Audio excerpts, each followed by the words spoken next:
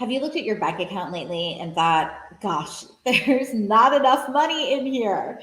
If you have, you're like so many women entrepreneurs out there, you are not alone. And I think that there's a lot of things that maybe you could be doing differently. And I'm going to start with three of them. Three mistakes that I see women entrepreneurs making, and in some cases that you don't even realize. So, number one, you're not looking at your numbers. So, you don't know how much revenue you're bringing in, and you don't know what your expenses are.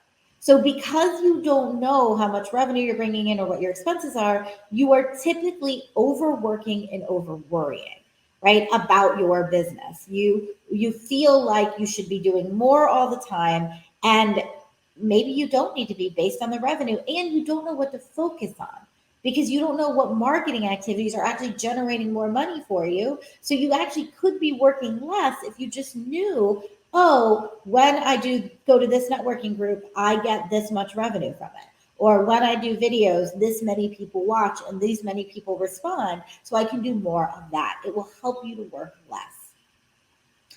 Number two, many of you are over delivering and undercharging. For example, I have a client who's a bookkeeper, and her clients will call her and be like, the IRS just sent me a letter. Can you help me? And she'll spend 5 extra hours on the phone with them and then on the phone with the IRS resolving their issue and not charge them for it. It's not part of their program. So she ends up working crazy hours and then looking at her bank account and thinking, there's not enough here.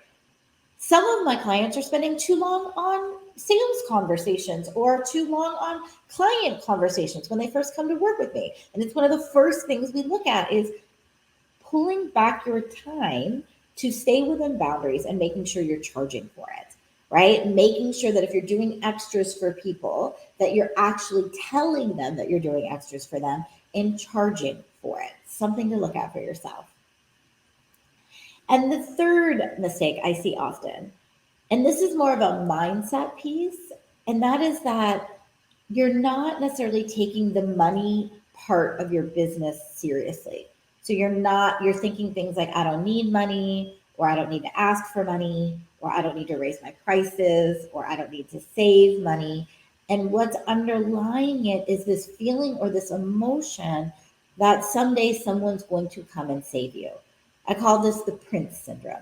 It's waiting for your prince. And you're not literally waiting for a prince, but maybe you're waiting for a partner to come in and pay for things. Or maybe you're waiting for the best business partner to come in. Or maybe you're waiting just in general for something to save you. Now, often this stems from the fact that maybe you just don't want to look at money, or maybe when you were younger or little, money was always taken care of by someone else. So you've just never gotten to a place where you really want to own that you are your own prince. And so, if you're in this place, first, please note there's no shame in this game. I noticed this for myself. I mean, there was a point in the beginning of my business where I realized I was waiting for my dad to save me because my dad had always saved me. That was the wake up call for me to realize, no, I have to save myself. So if you're resonating with this, let this be the wake up call for any of these mistakes. If you have Prince syndrome and you're waiting for someone to save you, know that you can save yourself. If you're over delivering and undercharging, know that you can take the elements that you're over delivering and start charging for them.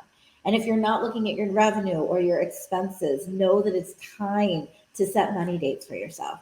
Because the thing about women is that if we put enough money into the hands of the right women, this world will look like a different place. And you are that woman. You can be amazing with money.